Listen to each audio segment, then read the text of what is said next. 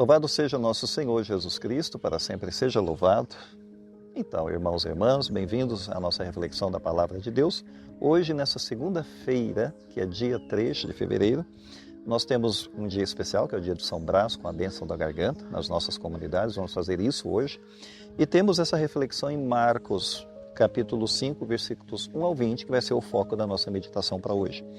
E não se esqueça de deixar o seu gostei, o seu like e compartilhar esse vídeo com os seus amigos.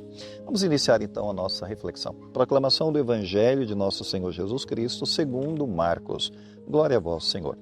Naquele tempo, Jesus e seus discípulos chegaram a outra margem do mar, na região dos Gerazenos.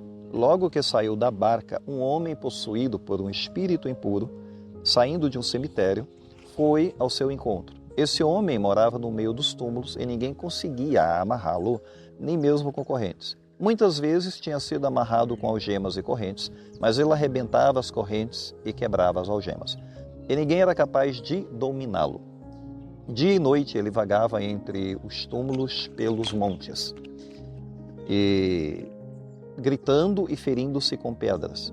Vendo Jesus de longe, o endemoniado correu, caiu de joelhos diante dele e gritou bem alto: Que tens a ver comigo, Jesus, Filho do Deus Altíssimo? Eu te esconjuro por Deus, não me atormentes. Com efeito, Jesus lhe dizia: Espírito impuro, sai deste homem. Então Jesus perguntou: Qual é o teu nome? O homem respondeu: Meu nome é Legião, porque nós somos muitos. E pedia com insistência para que Jesus não o expulsasse da região. Havia aí perto uma grande manada de porcos pastando na montanha. O espírito impuro suplicou então: Manda-nos para os porcos, para que entremos neles. Jesus permitiu. Os espíritos impuros saíram do homem e entraram nos porcos. E toda a manada, mais ou menos uns 2.000 porcos, atirou-se monte abaixo para dentro do mar, onde se afogou. Os homens que guardavam os porcos saíram correndo e espalharam a notícia na cidade e nos campos. E as pessoas foram ver o que havia acontecido.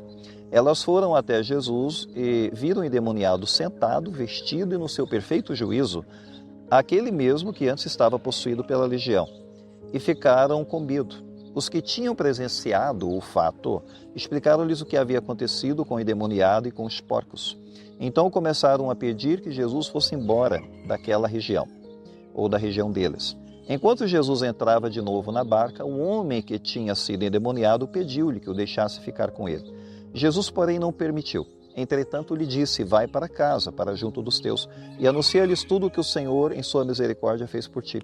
Então, o homem foi embora e começou a pregar na Decápole tudo o que Jesus tinha feito por ele, e todos ficaram admirados. Palavra da salvação. Glória a vós, Senhor. Bem, caros irmãos, hoje nós temos essa impressionante passagem que nos fala sobre o endemoniado Gerazeno, dessa região pagã, e aonde ocorre essa cura impressionante que nos mostra, de fato, Jesus agindo numa região que não é de judeus, Jesus manifestando misericórdia e também demonstrando que a missão dele estava além das terras de Israel. Bem, Jesus, antes de chegar nessa região, ele havia cruzado um mar. E durante a travessia do mar houve uma tremenda tempestade, como nós bem sabemos, antes de chegar na região dos Gerazenos. Ou seja, a tempestade violenta que Jesus enfrenta é uma imagem também para nós e um símbolo do caos e do mal que tentam impedir a missão de Jesus. Mas Jesus, ele ultrapassa todas as barreiras, ultrapassa todas as tempestades e a missão dele vai prosseguir, tenha ou não tenha tempestade no meio do caminho, que é impressionante a gente perceber essa resiliência de Jesus em levar essa boa nova. E lá na região pagã ele encontra um homem possuído, não apenas por um demônio, mas por uma legião de demônios. O que é para nós um símbolo do sofrimento extremo do ser humano. Aonde o ser humano pode chegar com o seu sofrimento? É um símbolo da opressão do mal. Então, Jesus ele não foge dessa batalha, ou desse caos que a gente vê tanto em alto mar, quanto na região dos Gerazenos, enfrentando uma legião inteira de demônios. Mas Jesus ele entra no meio desse caos, no meio desse sofrimento do ser humano, e ele vai ao encontro das pessoas perdidas, iluminando-as com a sua luz, com a sua palavra, tirando-as do pecado e tirando-as da dor, o que é impressionante a gente perceber.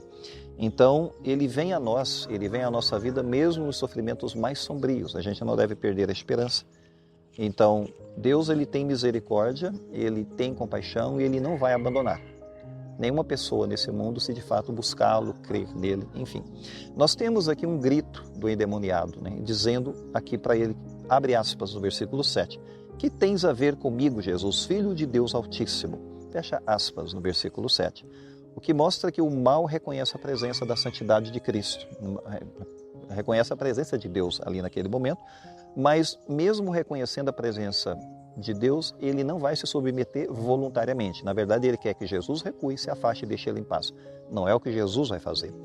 Então, às vezes, o pecado, o medo desesperador pode se apossar da gente, pode até nos controlar. Mas Deus não vai se afastar da gente por causa disso, né? Ele vai vir ao nosso encontro, como mostra claramente aqui. Jesus tem poder sobre todo o mal que oprime e escraviza as pessoas nesse mundo. Fica também bem claro.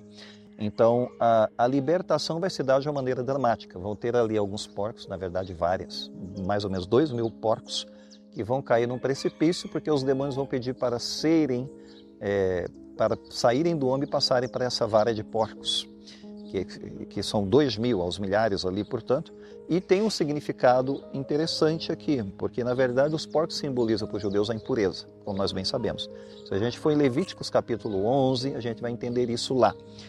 Os porcos é símbolo da impureza, e a destruição dos porcos, precipitando no mar, onde eles serão mortos e destruídos, significa a purificação onde o mal reinava. Então isso foi arrancado, extraditado para os porcos e se lançou ao mar. Quer dizer, é a destruição completa do mal. Nesse sentido, é o preço que se tem aqui pela libertação, que a libertação tem um custo. 2.000 porcos foi um custo, foi um preço alto, inclusive, a ser pago, né? Foi muito porco sendo lançado ao mar. Mas isso lembra que a salvação de Cristo vai ter um custo também, porque vai ser a preço de sangue. Tudo tem um custo, tudo tem um preço. A salvação exige um sacrifício de Cristo. E a libertação desse homem exigiu o sacrifício de 2.000 porcos. Então nós temos, de fato, aí um custo e um preço. Versículo 15. As pessoas que passavam por ali perceberam que ele estava sentado, sereno, tranquilo, vestido com as suas roupas normais em perfeito juízo. Fecha aspas aqui no versículo 15. O que demonstra que Jesus, de fato, derrotou o mal, restaurou a dignidade, restaurou a sanidade e devolveu a paz para esse homem. Então, acontece algo depois chocante, pois no versículo 17 vai acontecer o seguinte, abre aspas, então eles começaram a pedir a Jesus que fosse embora da região deles, fecha aspas. Por que essa rejeição dos moradores locais? É um milagre que Jesus acabou de fazer, que é algo triste a gente perceber Jesus sendo expulso e sendo mandado embora agora, porque as pessoas não o querem lá. Infelizmente, na vida humana é assim. As pessoas podem preferir muitas vezes conviver com o mal do que aceitar a presença transformadora do bem. Elas preferem às vezes o mal, a presença até do demônio, do que aceitar uma presença libertadora, uma presença iluminadora, que é a presença de Cristo. Os porcos foram uma perca financeira muito pesada. É possível, então, que eles ficaram com medo, né, dessa perca muito grande, ficaram com medo de Jesus causar mais prejuízos na região, libertando mais pessoas, enfim, foi o suficiente para rejeitar Jesus, né? Mas aqui a gente tem uma lição para a nossa vida também, que é muito importante a gente perceber. Às vezes nós resistimos às mudanças que Deus quer fazer na nossa vida, porque vai ter um preço a ser pago, e por isso a gente resiste. Esse preço poderá ser sair da zona do conforto, sair da zona de segurança, abrir mão de ídolos na nossa vida. Existe um preço a ser pago, sim. A libertação do homem custou, né, a morte de muitos porcos, porque é o preço que foi pago. A libertação na nossa vida pode vir com um preço, né, que Deus vai exigir da gente também. É um alerta para a gente não colocar nada acima de Deus. Se a gente estiver apegado a coisas nesse mundo, né, qualquer situação, vai ser difícil a gente se libertar, porque os nossos apegos não vão permitir que isso aconteça. Finalmente, a gente tem um chamado à missão, versículo 19. Vai para casa, para junto dos teus, anuncia-lhes tudo o que o Senhor fez por ti. Interessante perceber que Jesus Cristo não quis recebê-lo como discípulo, claro. Jesus queria seguidores, mas só os que ele chamava. Mas ele mandou esse para anunciar, né, dar testemunho, anunciar as maravilhas de Deus para aquelas pessoas ali. Ou seja, após uma libertação, não se trata de se isolar numa contemplação, se fechar em si mesmo.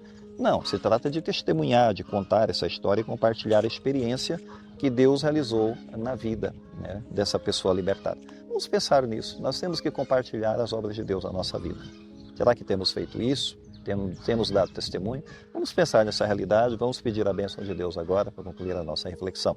O Senhor esteja convosco, Ele está no meio de nós. Abençoe-vos Deus Todo-Poderoso, o Pai, o Filho e o Espírito Santo. Amém. Fiquemos em paz, irmãos, o Senhor nos acompanhe.